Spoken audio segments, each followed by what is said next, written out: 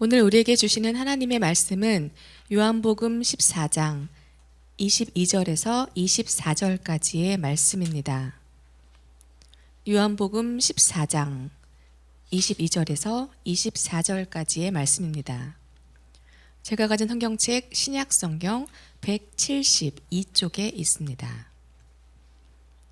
봉독하겠습니다. 가룟 아닌 유다가 이르되 주여 어찌하여 자기를 우리에게는 나타내시고 세상에는 아니하려 하시나이까.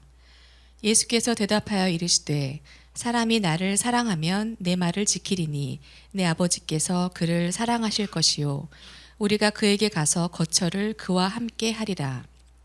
나를 사랑하지 아니하는 자는 내 말을 지키지 아니하나니 너희가 듣는 말은 내 말이 아니요 나를 보내신 아버지의 말씀이니라. 아멘. 아멘. 말씀의 제목을 함께 하겠습니다. 시작. 유다 다데오 가룟이 아닌 유다. 가룟이 아닌 유다가 아니고 가룟인 출신이라는 얘기예요. 가룟 출신. 다시 한번 읽을까요? 시작. 유다 다데오 가룟인 아닌 유다. 성경대로 제목을 옮기다 보니까 설명이 좀 필요하지 않을까. 가롯이 아니다라는 뜻이 아니고 가롯인 아닌 유다, 이렇게 말씀을 제목을 이해하면 좋겠다라는 생각이 듭니다. 예수님의 12제자를 다루는 중에 있습니다. 예수님의 12제자를 다루면서 참 놀라운 것은 이제 앞으로 계속 되겠지만 12제자 안에 발견됐던 사람의 모습, 또 이런 모습들이 사실은 다 우리의 모습인 것을 알게 되고 보게 되죠. 그렇죠? 12제자가 어떤 사람들이었을까 사실 별로 관심이 없었는데 12제자를 하나씩 분석해 보니까 그게 다 우리의 모습이었더라. 그리고 그런 우리의 모습들이 예수님을 만난 후로 성령이 역사함으로 어떻게 변화되었는지를 깨닫고 우리의 연약함으로 넘어지지 말고 우리가 그런 소망을 가지고 주의 은혜를 덧입는 자가 되자, 이런 마음을 먹었어요. 벌써 이제 몇 명 정도 남았을 것 같습니까? 예? 네, 벌써 10명의 제자들을 살펴봤고 순식간에 지나갔죠? 두 가지죠. 영화가 순식간에 끝나면 재밌었다는 얘기고 아직도 2명이나 남았어? 이러면 지겹다는 얘기인데 여러분 반응 어떤지 모르겠습니다. 어쨌든 두 제자가 남았는데 이 두 제자가 제가 뭐 일부러 배열했다기보다는 성경의 근거가 좀 많은 사람, 또 없지만 굉장히 분명한 사람, 이렇게 가리다 보니까 우연히 두 제자가 남았는데 하필이면 이 두 제자의 이름이 똑같습니다. 이 똑같이 이름이 유다만 남았어요. 두 사람이 남았는데 유다가 남았다는 얘기죠. 근데 우리는 생각외로 예수님의 제자 중에 다른 유다가 있었다는 게 익숙하지 않습니다. 그렇지 않습니까, 여러분? 한번 그냥 양심껏 생각해 보세요. 유다가 2명이었다? 다른 유다가 있었다? 이게 별로 하지 못하는 상황이 있다는 거죠. 그 이유가 왜 그럴까요? 워낙 못된 놈이 하나 있기 때문이겠습니다. 워낙 악명 높은 유다가 있으니까 그 동일 이름이라는 다른 유다에 대해서는 별로 관심이 없었던 것이죠. 오늘 다른 유다의 기록은 본문 22절 한 절뿐이죠. 가룟 유다와 이름이 같다는 이유로 어떻게 보면 우리 기억 속에 잊혀진 제자이기도 합니다. 그런데 특이한 점은 복음서에서, 복음서 하면 뭐죠? 성경 퀴즈 또 내야 되나요? 선물 있나요? 기획팀이 선물 있나요? 있어요? 예배 시간에 선물 좀 갖다 놓으세요. 신앙분들 우리 수련회 갔을 때, MT 갔을 때 선물 하니까 그냥 막 우리 김선희 권사님은 매년 그 선물을 그렇게 좋은 거를 가져가세요. 이거 좀 한두 번은 제가 이해를 해드릴 테니까 그 성문 중에서 제일 고가를 매년 가져가시는 것 같아요. 이건 뭐 어떻게 된 건지 이게 뽑는 건데 말이죠. 복음서 하면 마태, 마가, 누가, 요한이죠. 여기서 공간 복음하면 마태, 마가, 누가. 요한은 빼는 거죠. 요한을 빼는 이유가 뭐죠? 요한은 지 입장에서만 써요. 그러나 나머지 세 개는 내용을 종합해 보니까 거의 아주 그 객관적인 입장에서 줄거리를 쭉 쓰고 있다는 거예요. 그래서 복음서에서 희한하게 이 저자들이 한 사람을 위하여 열심히 노력하는 게 있어요. 무슨 말이냐면 가룟 유다와 또 다른 유다를 어떻게든 같은 인물이 아니라고 그렇게 쓰고 싶어 해요. 참 희한한 모습을 발견하게 되죠. 우리 첫 번째는 사도 요한이에요.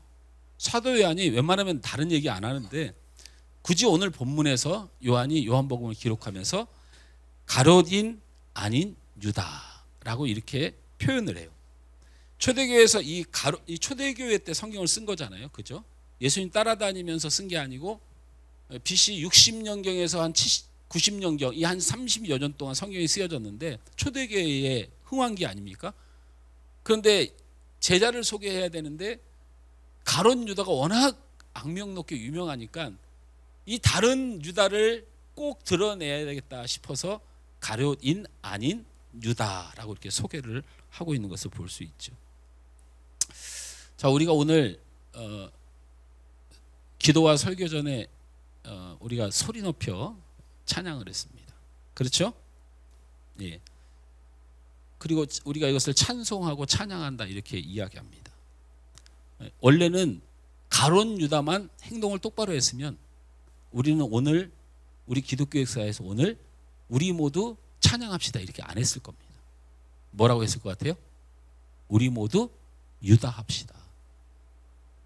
우리 모두 유다합시다. 소리 높여 유다합시다.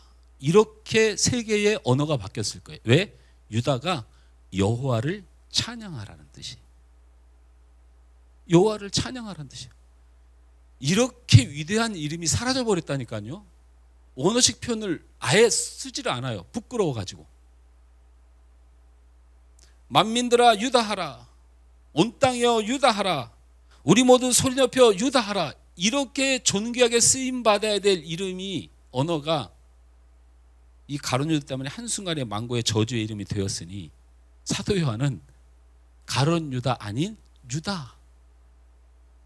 그런 말종하고는 다른 사람이라는 표현을 굳굳이 기록하고 있어요. 두 번째는 누가복음과 사도행전을 보면 구분 방식이 있는데 여러분 잘 알다시피 뭐 알페의 아들 누구, 야고보의 아들 누구 이렇게 하잖아요. 예, 아버지를 가져와서 이 사람은 가룟 유다가 아니다. 가룟 출신의 유다가 아니라 뭐라고 얘기했냐면 누가복음과 사도행전은 야고보의 아들 유다. 뭐 야고보가 많이 나오고 마리아가 많이 나오는데 여러분 김씨 집안, 박씨 집안 얘기하는 겁니다. 그래서 이렇게 알페오 뭐 야고보 이런 얘기가 많이 나오는 거죠. 세 번째는 마태와 마가의 방식인데 유다라는 이름을 아예 지어버렸어요. 그래서 이 사람들이 쓴 마태복음과 마가복음에는 유다 가룟인이 아닌 유다 뭐 이런 표현도 없어요. 아예 유다라는 이름을 제자 이름에서 빼버렸어요. 그래서 12제자를 나열할 때 유다가 한 명밖에 없어요. 어떤 이름을 넣었어요? 다데오라는 이름 들어보셨습니까? 예, 그 이름을 넣은 거예요. 근데 우리가 재밌지 않습니까? 다데오라는 말은 아람어 타드라는 동사어인데요.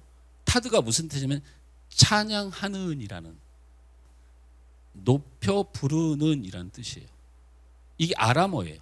그래서 그거를 유대인들이 찬양하는 일을 명사화시켜서 타드를 가져와서 다데오 이렇게 부르기 시작한 거예요.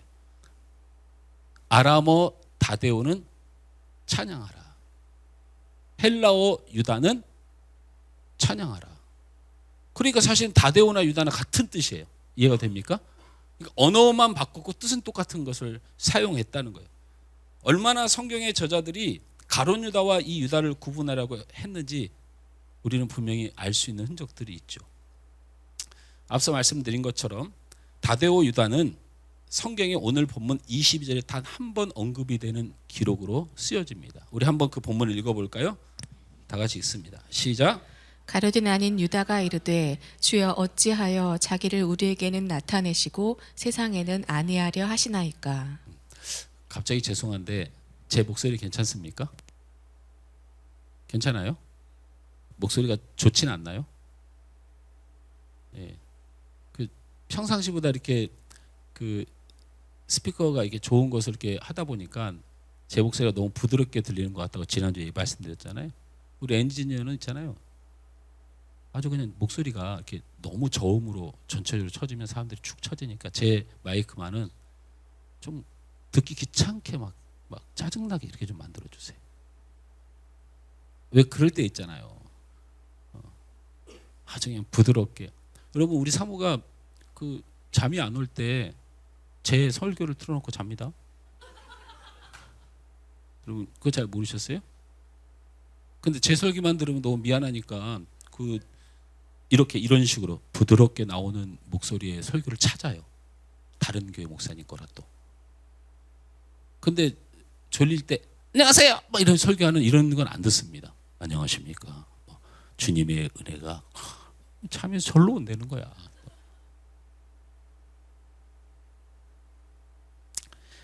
미안합니다. 말씀이 산으로 가다가 마음속에 찔림이 있어서 다시 돌아옵니다. 이렇게 쓰여 있는 거죠.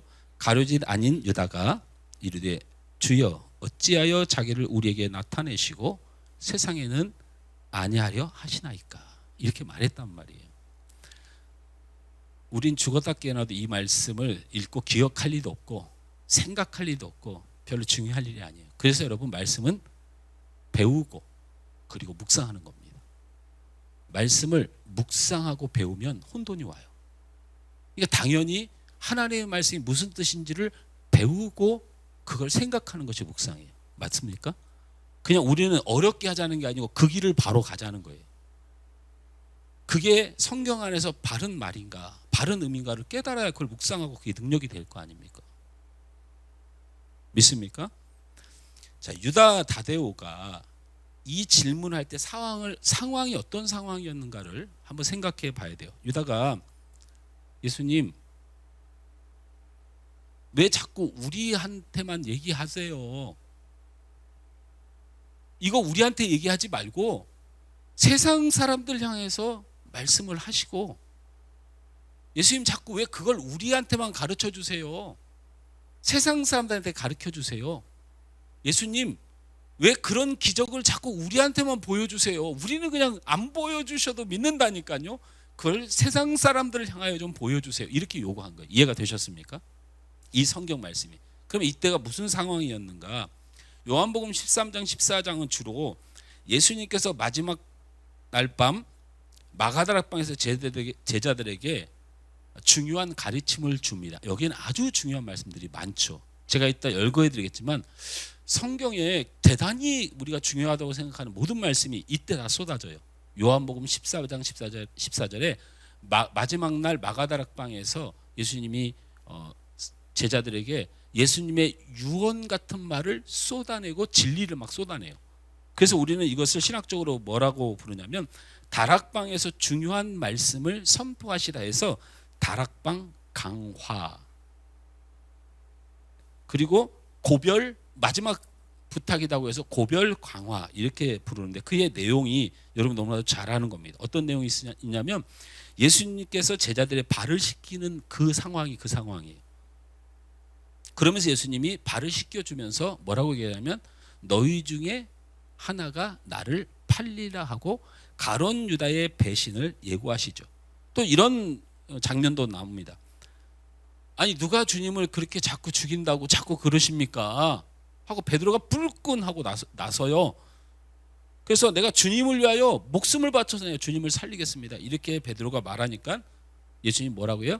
닭이 울기 전에 내가 3번 나를 부인하리라. 이 말씀도 여기서 있습니다. 예수님이 죽으신다는 말을 들은 제자들이 몹시 두려워합니다. 이때 예수님이 주옥 같은 말씀을 쏟아내세요. 들어보세요. 너희는 마음에 근심하지 말라. 하나님을 믿으니 또 나를 믿으라. 내가 너희를 위하여 거처를 예비하러 가노니 가서 너희를 위하여 거처를 예비하면 내가 다시 와서 너희를 내게로 영접하여 나 있는 곳에 너희도 있게 하리라. 이 말씀이 이때 나와요. 장례식 때 나오는 게 아니고 이 말씀이 이때 나오는 거예요. 그런데 이 말씀이 끝나기가 무섭게 또 유명한 제자들의 헛소리가 시작돼요. 다시 말하면 불신앙도 여기서 다 쏟아져 나와요. 첫째, 여러분, 유명한 이야기가 있죠. 도마가 질문을 합니다. 이 얘기를 듣자마자요. 그냥 성경에 쭉 써 있어요. 그거는 눈으로 한번 확인해 볼까요? 우리 14장 5절에서 6절 함께 있습니다. 시작. 도마가 이르되 주여 주께서 어디로 가시는지 우리가 알지 못하거늘 그 길을 어찌 알겠사옵나이까.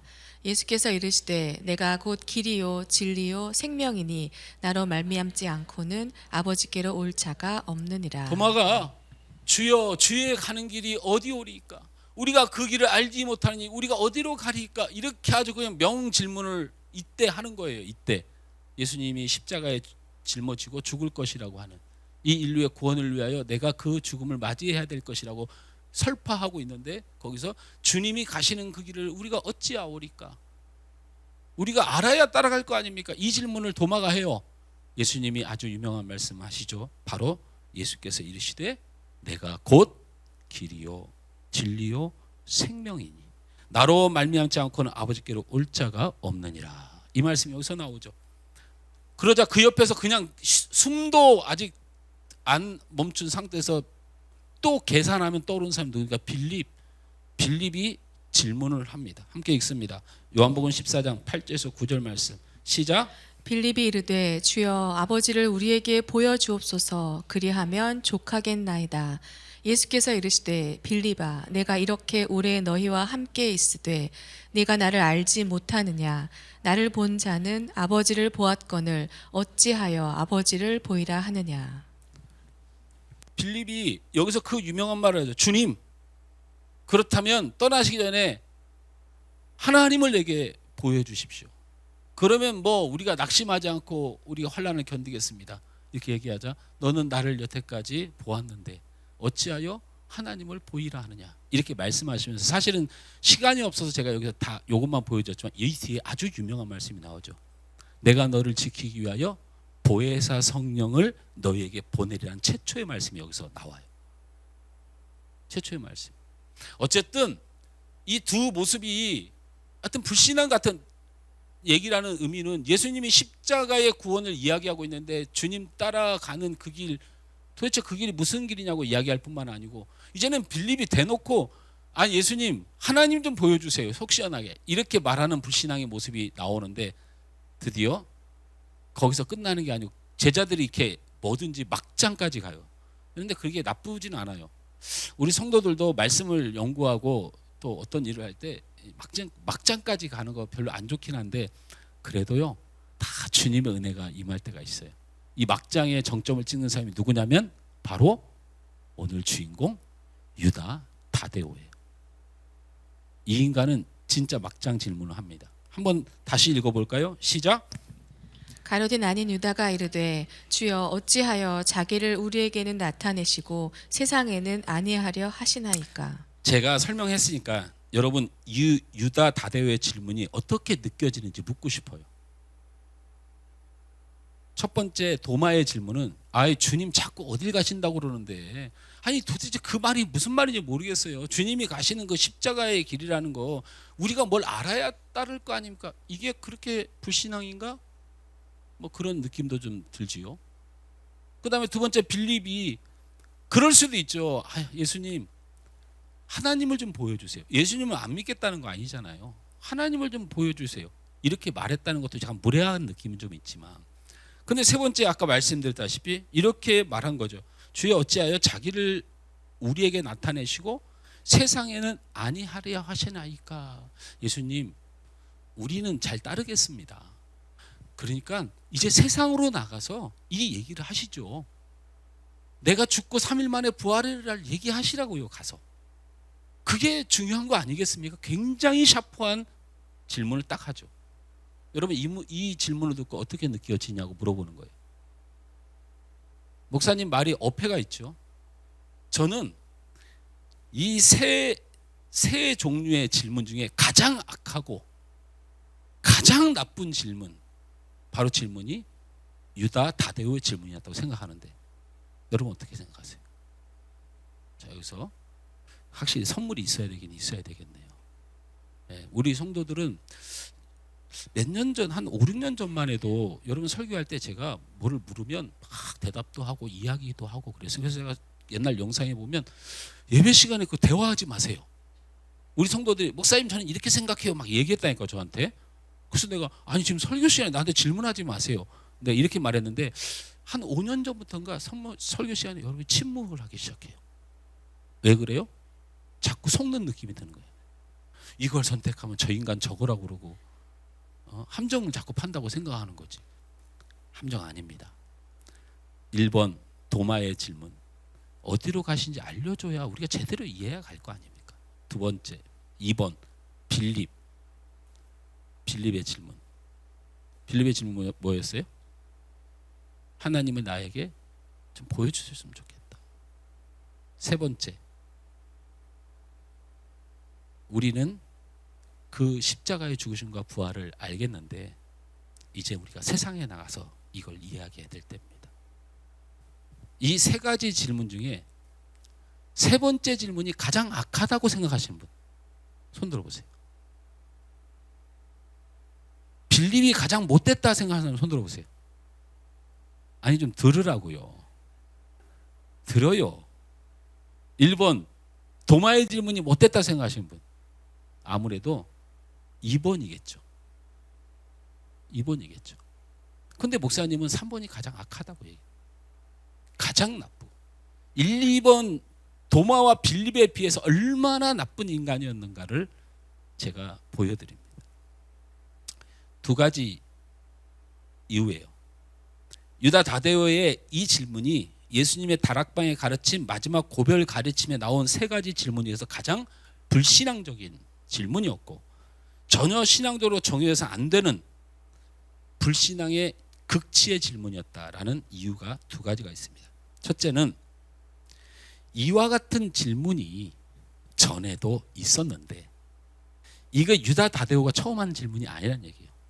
이와 같은 질문이 똑같은 질문이 있었는데 그 질문의 결론을 성경이 뭐라고 했냐면 불신앙이다. 아주 나쁜 신앙이다. 이렇게 정의한 적이 있어요. 그래서 저는 제가 짜맞추는 거 성경을 읽어봅니다. 요한복음 7장 3절에서 5절 함께 읽습니다. 시작. 그 형제들이 예수께 이르되 당신이 행하는 일을 제자들도 보게 여기를 떠나 유대로 가소서. 스스로 나타나기를 구하면서 묻혀서 일하는 사람이 없나니 이 일을 행하려 하거든 자신을 세상에 나타내소서 하니 이는 그 형제들까지도 예수를 믿지 아니함이러라. 이 얘기가 무슨 얘기인 줄 아세요? 예수님이 기적을 막 일으키잖아요. 갈릴리 지역에서 자기의 고향 지역, 자기의 그 터 있는 데에서 그 막 자꾸 그 막 병자를 고치고 막 기적이 일어나고 막 이런 일이 일어나니까 그 형제들이 친형제를 말하는 거예요. 예수님의 친형제들이 이렇게 말하는 거예요. 비꼬면서 말하는 게 이렇게 말하는 아니 이런 총구석 갈릴리에서 이렇게 잘난 체 하지 말고 당신이 하나님의 아들이라고 생각한다면 유대의 중심에 저 세상 중심에 가서 당신이 하나님의 아들인 것을 제대로 보여줘라. 합당한 말이에요. 이게 이해가 돼요? 그래요 안 그래요? 당신이 그렇게 하나님의 아들로서 기적을 막 일으키는데 우리 앞에서만 자꾸 이러니까 가짜 같아. 그러니까 이걸 가지고 많은 사람들이 확인하도록 죽은 자를 살리는 일을 여기서 하지 말고 바로 예루살렘 한복판 가서 성전 가서 막 죽은 자를 살려봐. 그러면 아무 문제가 안 일어나. 난 이해가 안 되네. 이렇게 말한 거라고요. 요 형제들이. 근데 그렇게 말할 수 있다니까요. 그런데 성경은 그 형제들이 무엇이 없기 때문에 이런 말을 한다고 되어 있어요? 예수님을 믿지 않기 때문에. 예수님을 하나님의 아들로 믿지 않기 때문이다라고 정의를 한다고요. 그러니까 도마가 예수님을 하나님의 아들로 안 믿는 게 아니었다고요. 빌립도 그걸 안 믿는 게 아니었어요. 그런데 그렇게 착하지 착한 것 같은 아름다운 말로 하는 말이 여기서 이러지 말고 세상에 나가서 하세요. 이렇게 말한 게 누구예요? 유다예요. 다데오 유다라고요. 그러니까 예수님을 믿지 않는 자였다는 거예요. 예수님을 믿지 않는 자였다. 근데 여기서 멈추면 제가 이게 가장 나쁜, 한글로는 나빠 보이지 않지만 이게 얼마나 성경 안에서 나쁜 질문인가 제가 더 설명을 드리면, 유다 다데오의 질문과 마귀의 질문이 같아요. 유다의 소리와 마귀의 소리가 동일해요. 왠 줄 아세요? 여러분 기억하십니까? 예수님이 공생애를 시작하기 전에 광야에서 40일 동안 금식하시죠. 40일 동안 금식을 마치시고 첫 번째 당한 것이 마귀의 시험이에요. 그때 마귀가 이런 소리를 했어요. 내가 하나님의 아들이면 돌들로 떡덩이가 되게 하라, 이렇게 말했죠. 기억나십니까? 네가 하나님의 아들이면 돌들로 떡덩이가 되게 하라, 이렇게 말하니까 예수님이 뭐라고 말씀하셨어요? 잘 알죠. 사람이 떡으로만 사는 것이 아니요 하나님의 입으로부터 나오는 모든 말씀으로 살 것이니라 라고 일축했어요. 요 말을, 말씀을 서로 주고받는 건 그런데 40일 동안 예수님이 금식을 하니까 많은 사람들이 예수님에 대해 관심을 가졌죠. 세례 요한이다 막 이러면서 저 위대한 사람이다 이렇게 얘기하면서 막 그렇게 했잖아요. 사람들이 많이 관심을 갖고 있으니까 여기서 돌을 떡으로 만들어 보면 네가 40일 동안 금식하는 게 무슨 의미가 있냐, 아무도 안 봐주는데, 근데 돌 하나를 떡으로 만들면 넌 영웅 되는 거야, 이 말을 한 거예요. 무슨 말인지 이해가 되시나요? 그러니까 예수님이 뭐라고 말씀하셨냐면, 여러분 이게 중요한 말이에요. 사람이 떡으로 사는 것이 아니고 하나님 입으로부터 나오는 모든 말씀으로 사는 것이냐. 이게 나중에 설명하겠지만 얼마나 눈물 어린 신앙이냐면, 그냥 성질대로 해버릴까요? 저 뒤에 거지만 예수님 이런 마음으로 말한 거예요. 떡으로 돌을 만들어 내가 세상의 영웅이 될 수 있지만 하나님이 내게 주신 말씀을 나보고 십자가에 죽으라 하셨다. 내가 내 영웅의 길을 택해야 하겠느냐, 아니면 하나님의 말씀이 명령으로 십자가를 지고 인류를 구원해야 되겠느냐. 나는 오직 하나님의 말씀을 지키기 위하여 이 땅에 왔다, 이렇게 말씀하신 거예요. 이제 이해가 되셨습니까? 이 부분이. 그런 다음에 뭐라고 말해요? 두 번째 마귀의 소리 기억나십니까? 예수님을 성전 꼭대기에 세우고 네가 만일 하나님의 아들이거든 뛰어내리라, 기록되었을 때 그가 너를 위하여 그의 사자를 명하시느니 그들의 손에서 너를 받아서 발이 돌에 부딪히지 않게 하리라고 이야기합니다. 기억하십니까? 천하만국을 보여주고 나에게 절 한 번만 하면 이 온 천하만국이 너는 영웅이 될 수 있게 해주겠다. 이게 계속 마귀의 소리였지 않습니까? 이 소리와 동일한 소리를 한 게 누굽니까? 유다 다데오예요. 여기서 이러면 뭐합니까? 세상에 가서 하시라고요. 이해가 됩니까 이제? 그래서 그 본문을 다시 한번 읽어봅니다. 글씨는 되게 부드럽게 써 있지만 요한복음 14장 22절을 이렇게 설명을 듣고 읽어보면 마귀의 소리입니다. 함께 읽습니다. 시작. 가룟 아닌 유다가 이르되 주여 어찌하여 자기를 우리에게 나타내시고 세상에는 아니하려 하시나이까. 여기서 뭐 하시는 거예요? 세상에 나타내야 될 거 아니에요. 여기에는 더 악하고 못된 심보가 들어 있습니다. 왜 그렇습니까? 다데오는 예수님의 죽음이 임박하고 나는 십자가에 죽을 것이라고 이야기함을 통하여 뭘 느끼냐면 예수님이 무능력하다고 생각한 거예요. 필요 없구나, 이제 예수도 죽구나, 그러면서 자기 생각을 한 거예요. 예수님이 죽으면 우리는 어떻게 되는 거야? 우리도 죽겠네? 제자들까지 고난의 위기감을 느끼고 두려움을 가진 상황인데 예수님이 저렇게 능력이 있는 것도 알아, 무리도 걸어 죽은 자도 살려, 그런 능력 있는 사람이 그 능력을 세상에 보여주면 우리가 살 건데 저렇게 십자가에 죽겠다고 하니 우리도 죽게 생긴 거예요. 지금까지 보이신 능력대로 다 쓸어버리고 이 위기를 해결하고 메시아의 나라 왕국을 세우면 우리도 한 자리 할 건데 자꾸 왜 그걸 안 하냐고 얘기하는 거예요. 왜 자꾸 안 하세요? 왜 자꾸 죽는다고 우리도 같이 죽자고 하고 왜 자꾸 그러시는 거예요? 이렇게 말한 거예요. 그래서 부드럽게 말하면 이렇게 말한 겁니다.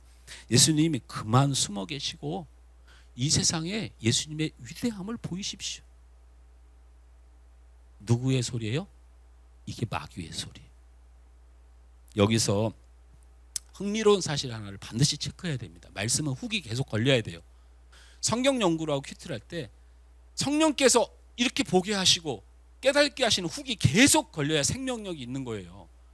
여기서 마귀의 소리를 듣는 순간 머릿속에 탁 떠오르는 말씀이 있어요. 그게 뭡니까? 누가복음 4장 13절 말씀이에요. 함께 읽어볼까요? 시작. 마귀가 모든 시험을 다 한 후에 얼마 동안 떠나니라. 요게 예수님이 광야에서 40일 동안 그 시험을 받은 후에 마귀가 예수님에게 완패를 하죠. 그리고 떠나는데 뭐라고 기록되냐면 다시 한번 읽어볼까요? 마귀가 모든 시험을 다 한 후에 얼마 동안 떠나니라. 마귀가 영원히 떠났나요? 얼마 동안 떠났나요? 그러면 다시 온다는 얘기예요? 아니에요? 온다는 얘기죠. 여러분 안에, 우리 안에, 이 교회 안에, 이 세상 안에 마귀는 절대 후퇴하지 않아요. 그걸 성경이 기록한 거예요. 예수님 때문에 패해서 잠깐 떠났다는 얘기예요. 이 마귀가 반드시 돌아오죠. 누구한테 돌아왔습니까? 정확히 똑같은 방식의 똑같은 욕으로 베드로에게 돌아왔어요. 기억하십니까? 기억해요? 예수님이 십자가를 말씀하신 그 결정적인 때에 베드로에게 들어갔어요. 그리고 예수님이 십자가로 나아가는 길을 딱 가로막더니 못 갑니다. 이렇게 끝내는 게 어디 있어요? 아직 우리가 세상에 빛도 못 봤는데요. 마귀의 소리가 나오기 시작해요. 그래서 예수님께서 뭐라고 말씀하셨습니까? 예수께서 돌이키시며 베드로를 향하여 지목하여 사단아 내 뒤로 물러나라. 너는 여전히 나를 넘어지게 하는 자로다. 기억나십니까? 40일 금식 기도로 주님이 십자가의 길을 시작하며 사역하려고 하자 사단이 딱 들어맞고 예수님을 시험하여 넘어뜨리는 그 장면을 예수님이 정확히 짚어서 베드로가 또 그 안에 들어간 사단에 대하여 너는 잠시 떠나 했더니 베드로에게 쏙 들어가서 거기서 사단 짓거리 하고 있구나 하면서 너는 여전히 나를 넘어뜨리는 자로다. 기억하십니까? 이 마귀가 내일이면 십자가를 지시하는 마지막 밤에, 이 결정적인 밤에 예수님이 정말 피와 땀과 눈물을 쏟아내며 나는 곧 길이요 진리요 생명이니라. 예수님 자꾸 왜 이러십니까? 염려하지 마라. 내가 가서 너희의 처소를 예비할 것이고 내가 너희를 위하여 최선을 다할 것이니. 아, 예수님 우리가 그걸 어떻게 믿습니까? 내가 너에게 보혜사 성령을 보내리라. 주옥 같은 말씀을 쏟아내고 있는데 그 밤에 누구의 입을 통하여? 유다 다데오의 입을 통하여. 왜 자꾸 여기서 이러세요? 우리는 안다니까요. 우리가 살려면요 세상으로 나가야 돼요. 세상에 보여줘야 돼요. 마귀가 잠시 떠났다가 또 이 유다의 마음속에 들어가요. 유다 다데오가 잠시 떠났던 마귀의 소리를 그대로 하지 않습니까? 왜 그 능력을 가지고 십자가에 죽여 실패하려 하십니까? 돌을 떡으로 만들어 당신을 세상에 나타내 보이시고 우리가 실패하지 않고 성공합시다 이러는 거 아닙니까? 왜 그 능력을 가지고 실패하려 하십니까? 이 높은 성전에서 뛰어내리면 사람들이 다 보고 우와 예수님 저렇게 높은 데서 뛰어내렸는데 살았다 하고 우리는 살 방법이 있는데 자꾸 왜 실패하려 하십니까? 우리가 성공합시다. 이렇게 말하는 마귀의 말을 그대로 전달하는 거 아닙니까? 이게 잘못됐느냐는 나중에 생각하자고요. 분명히 마귀가 원하는 거 계속 얘기하고 있잖아요. 예수님의 제자였던 유다 다데오는 예수님을 따르며 십자가는 실패라고 규정한 사람이고요. 그는 예수님이라면 충분히 이 세상에서 성공하고 번영하고 화려할 수 있다고 생각하는 믿음이 있었다는 거예요. 그는 예수 신앙은 성공 신앙이었고 번영 신앙이었고 세상의 기준에 잘 되는 신앙이었고 세상을 사랑하는 신앙을 분명히 가졌다는 겁니다. 예수 믿는 게 그런 겁니까? 리차드 보컴이라고 하는 사람이 십자가에서라는 책을 통해서 베드로에 대해서 이렇게 기록했습니다. 베드로는 예수님을 진정으로 사랑했고 끊임없이 따랐던 최고의 제자였다. 하지만 문제는 그 예수님이 베드로로 자신을 위해 죽으셔야 한다는 사실을 받아들이지 못했다. 그는 예수님의 성공을 원했지 예수님의 죽음을 원하는 사람이 아니었다. 어정쩡하게 이렇게 표현을 했잖아요. 이걸 소위 뭐라고 얘기하냐면 번영신학이라고 불러요. 번영신학, 번영복음, 번영신학, 번영신앙 이렇게 부릅니다. 이 번영신학에 붙들린 베드로는 예수님의 수차례 고난과 죽으심, 하나님의 당부를 수없이 말해도 귀뚱으로도 안 들려요. 여러분 안 들립니다. 사람이 잘 되는 것, 사람이 오래 사는 것, 자기 욕심, 이 세상에 모든 복의 개념이 깨쳐 있으면 여러분 말씀이요 안 들려요. 말씀이 들리는 사람들이 대부분 변화되는 사람 대부분 어떤 사람들은 실패하여 자기가 어떻게 해볼 수 없는 세상을 만난 사람, 절망 가운데 어떻게 자신의 이름으로 해볼 수 없는 상황을 만난 사람, 내 상황이 말도 안 되는데 지금 축복을 받은 걸 보니 그 고난을 통과하면서 주께서 내게 인도했던 그 은혜를 누리는 사람만이 하나님의 말씀이 보이기 시작하는 거예요. 한국의 기독교가 선포된 지가 제가 역사위원회 선교지 유적지 세상에 막 120년, 130년 된 교회가 존재하는 거 보고 이야 우리나라가 진짜 이렇게 오래됐구나. 우리나라가 복음이 처음 들어온 게 140년 된 나라입니다. 여전히 그러나 한국 교회를 붙들고 있는 것이 부와 건강의 복음이에요. 제가 이거는 장담합니다.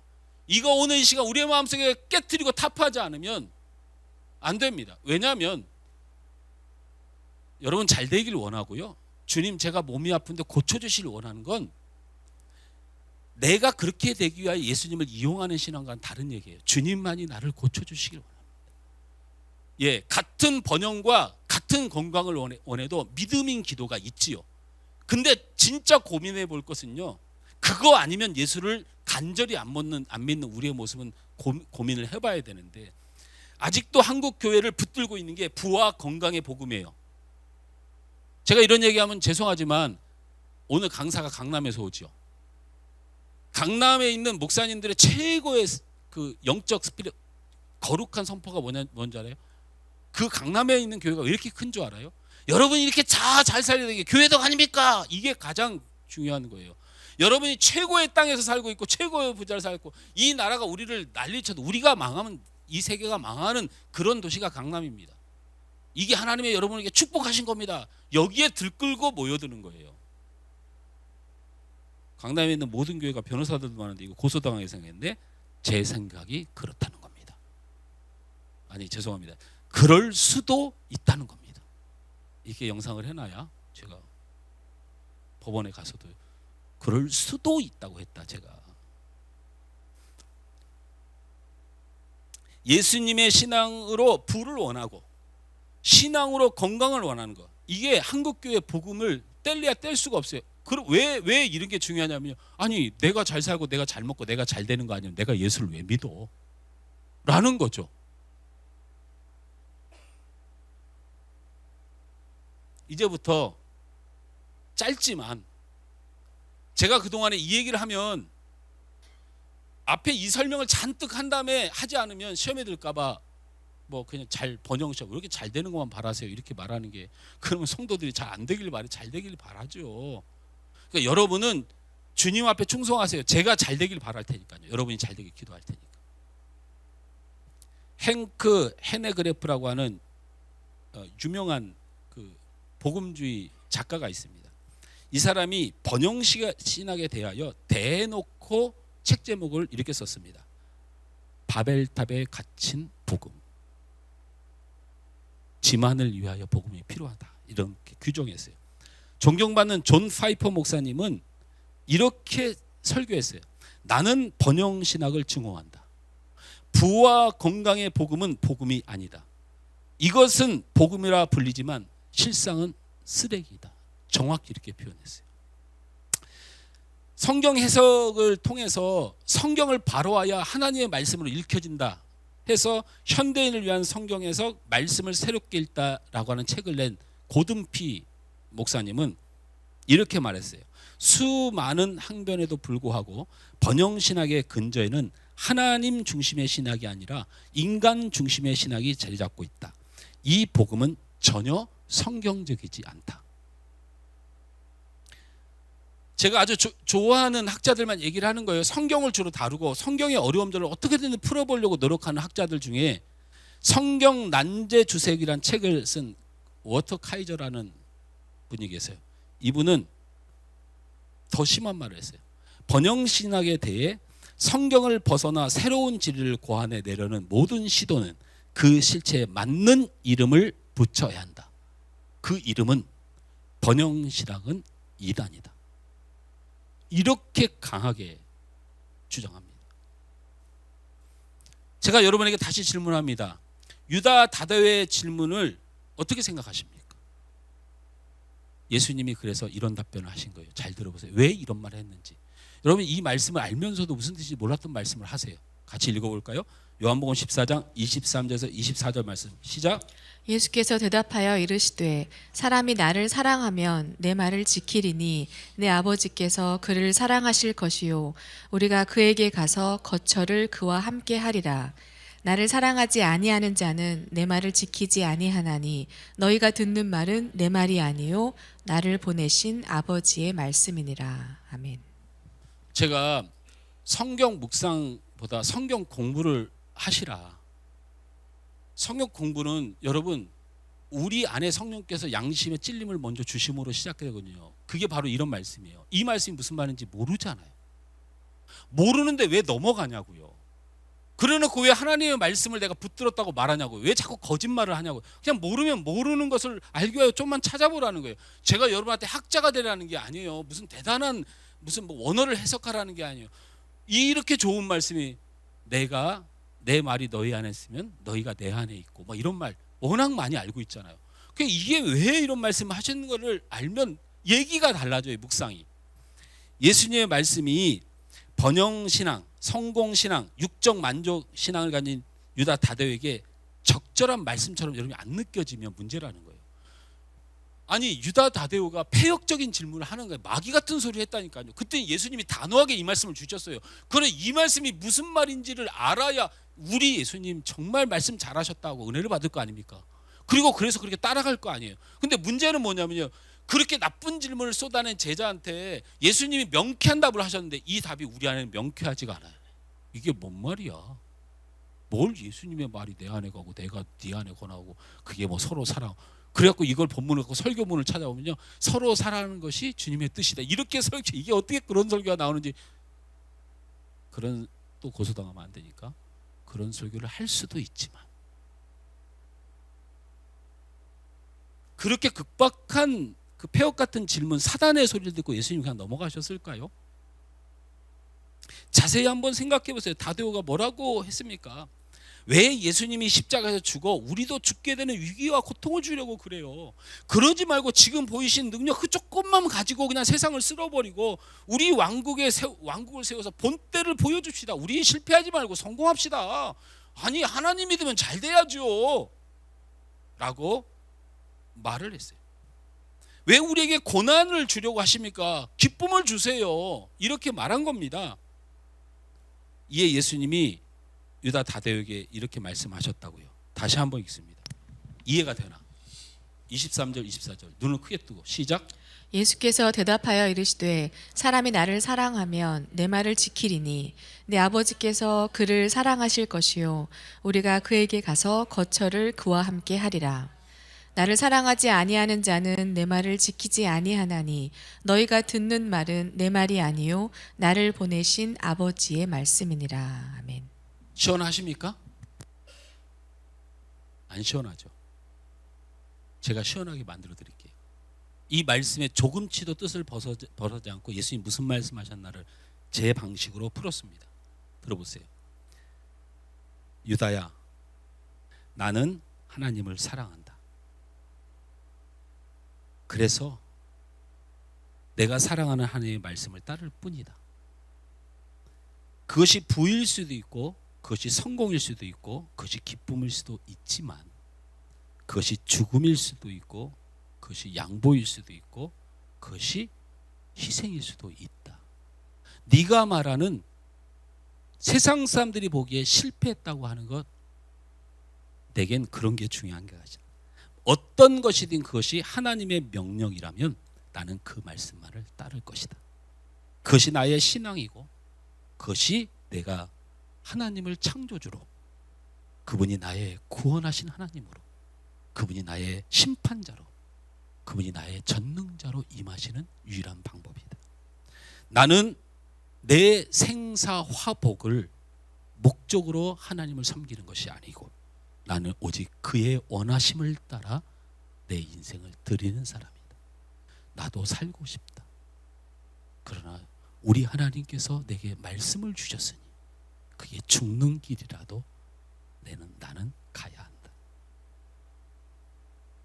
어떻게 들리십니까?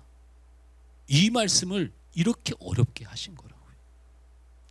이 가슴 시린 예수님의 말씀을 들은 유다 다데오, 여러분 어떤 사람이 되었다고 생각하십니까? 다른 말씀 드리지 않겠습니다. 시간 끌 필요 없습니다.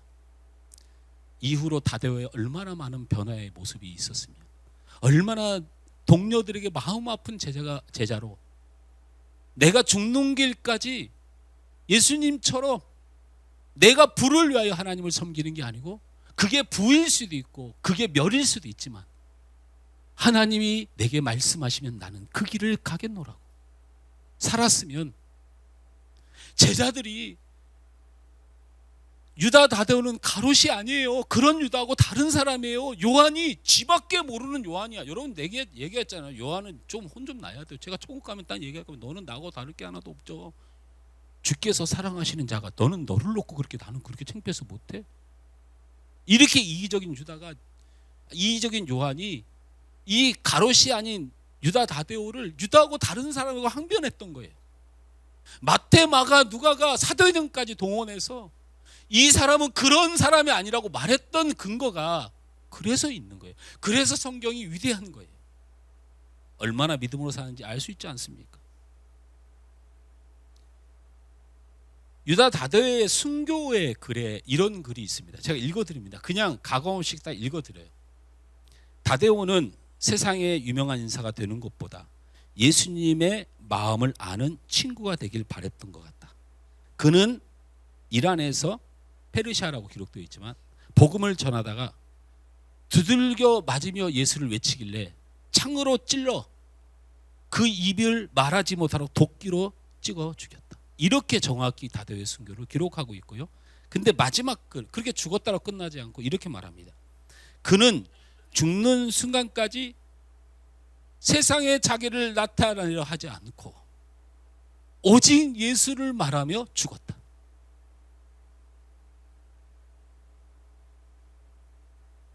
사랑하는 성도 여러분, 여러분은 가룟 유다가 아닌 다른 유다로 살고 계십니까? 혹시 예수님의 제자이고 예수님을 믿는다고 하면서 가룟 유다로 살고 있지 않습니까? 예수님이 십자가에 죽는다고 하니까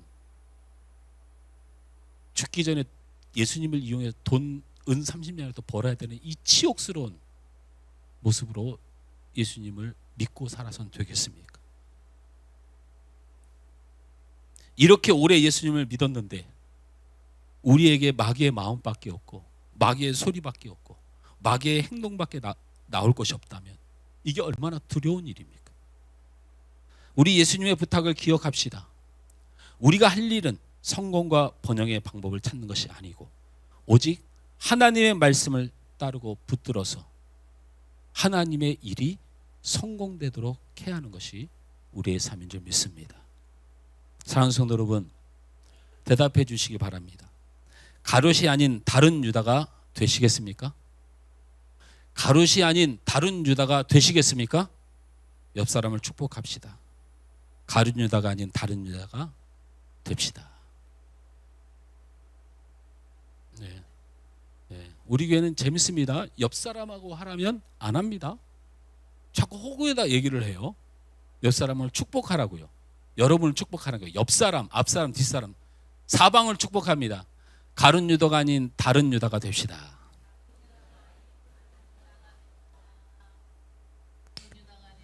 예, 사방으로 했으면 4번 나와야 되는 거 아니에요? 할렐루야.